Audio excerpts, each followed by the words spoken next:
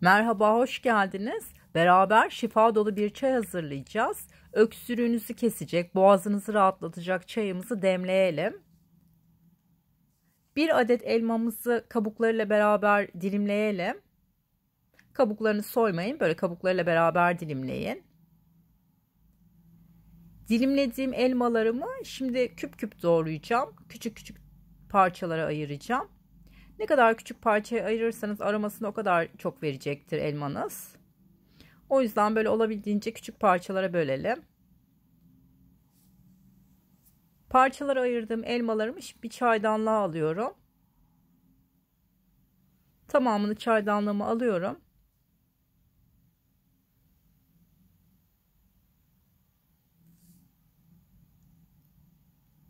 Üzerine 2 tane çubuk tarçın ilave edeceğim.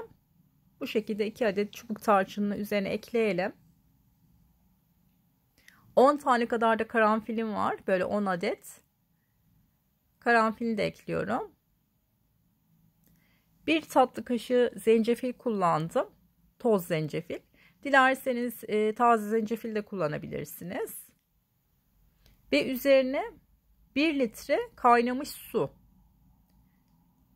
Toplamda 5 su bardağı, bu tariflerde verdiğimiz 200 mililitrelik bardaklarla toplamda 5 su bardağı, yani 1 litre suyunu da ekliyorum. Suyunu eklediğinde zaten böyle bir etkileşim olduğunu göreceksiniz. Ama yine de biraz karıştıralım.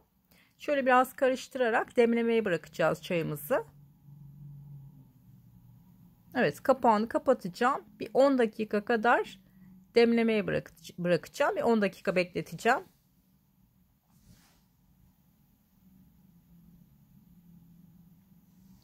...10 dakika bekleyen çayınızı artık süzerek tüketebilirsiniz.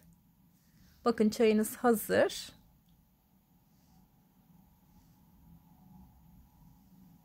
Öksürük kesici etkisi olan çayımız hazır. Böyle bir süzgeçle süzüyorum.